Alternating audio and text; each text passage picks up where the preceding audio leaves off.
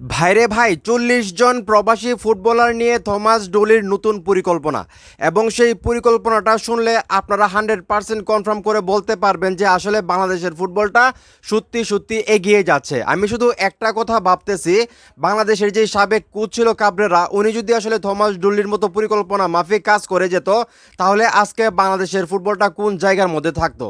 ভাইরে ভাই, Thomas dolly আসার পর উনি প্রতিনিয়ত যেভাবে পরিকল্পনা করতেছেন বাংলাদেশের ফুটবলটাকে এগিয়ে নিয়ে যাওয়ার জন্য, সেটা কিন্তু সত্যি প্রশংসনীয়।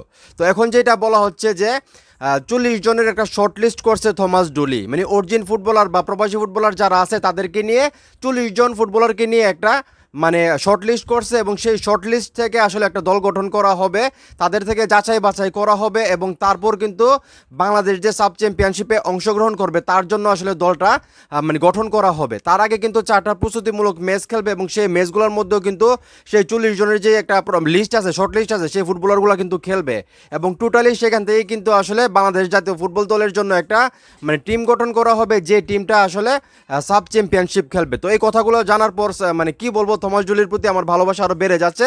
তো আমি সংক্ষেপে আপনাদেরকে বলি উনি কি বললো, তার আগে একটা রিকোয়েস্ট থাকবে, ভিডিওটা একটু শেয়ার করে দেবেন। তো থমাস ডোলি বলতেছে, আমি 40 জন অরিজিন প্লেয়ারের একটি শর্ট লিস্ট করেছি, তাদের মধ্যে থেকে আগামী 11 তারিখের পর একটি শর্ট ট্রায়াল আয়োজন করার চেষ্টা করব। মানে এই যে 40 জন প্রবাসী ফুটবলার বা অরিজিন ফুটবলার সবাইকে নিয়ে একটা ট্রায়ালের আয়োজন করার চিন্তা ভাবনা আছে থমাস ডোলির। তো এই ট্রায়াল থেকে উঠে আসা খেলোয়াড়দের নিয়ে সেপ্টেম্বর ও নভেম্বর উইন্ডোতে জাতীয় দল গঠন করার পরিকল্পনা রয়েছে। চিন্তা করে দেখেন, এই যে 40 জন অরিজিন ফুটবলারদেরকে নিয়ে একটা ট্রায়ালের ব্যবস্থা করতে চাইতেছেন থমাস ডোলি, ব্যবস্থা উনি করবেনই সেটা আমার বিশ্বাস।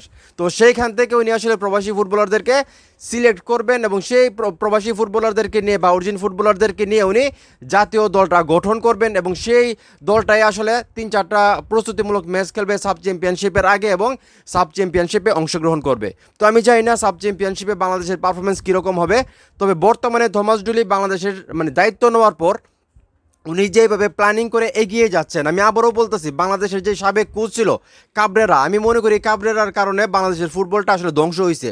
উনি যদি থমাস ডোলির মতো পরিকল্পনা মাফিক এগিয়ে যাইতো, উনি যদি বাংলাদেশের ফুটবলটাকে মানে উন্নতি করার চেষ্টা করতো, আজকে বাংলাদেশের ফুটবলটা অনেক এগিয়ে যাইতো, আমি যেটা মনে করি অনেক উপরের দিকে থাকতো। কিন্তু থমাস ডোলি অল্প সময়ের মধ্যে বাংলাদেশের ফুটবলটাকে বা বাংলাদেশের যে সাধারণ পাবলিক আছে যারা ফুটবলকে ভালোবাসে তাদের মেন্টালিটিটা যেভাবে বুঝতে পারছে সেটা আর কেউ বুঝতে পারে নাই। আমি বাহুফেকে আসলে অনুরোধ করব, থমাস ডোলি যেভাবে কাজ করতে চাই ওনাকে মানে 100% স্বাধীনতা দেন। অনেক সিন্ডিকেট হয়েছে, অনেক নাটক সিনেমা হয়েছে, এগুলো বাদ দিয়ে এখন বাংলাদেশের ফুটবলটা কীভাবে এগিয়ে যাবে, 2030 ফুটবল বিশ্বকাপে আমরা কোয়ালিফাই করতে পারবো কিনা সেটা জানি না, তবে আমাদের চেষ্টা থাকতে হবে মানে 30 না হলে 34 বিশ্বকাপে যাতে আমরা মানে কোয়ালিফাই করতে পারি সেই দিকে আমাদের লক্ষ্য থাকতে হবে।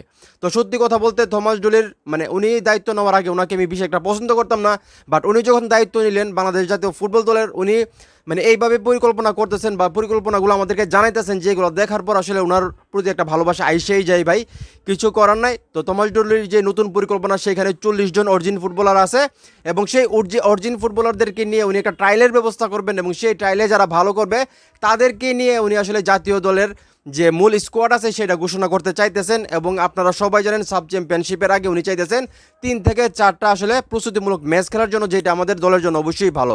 তো যাই হোক, এখন এই মুহূর্তে যারা আমার এই ভিডিও দেখতেছেন, এই যে থমাস ডোলি আসলে 40 জন অরিজিন ফুটবলার নিয়ে কাজ করতেছেন এবং সেইখান থেকে আসলে উনি সিলেক্ট করে ট্রায়ালের মাধ্যমে জাতীয় দলটা মানে গঠন করবেন। এই জিনিসটা জানার পর আপনাদের কাছে কতটা ভালো লাগতেছে, থমাস ডোলি কোচ হিসেবে আপনাদের কাছে কতটা গ্রহণযোগ্যতা পাইছে সেটা অবশ্যই কমেন্ট করে জানাবেন। ভিডিওটা ভালো লাগলে অবশ্যই শেয়ার করবেন।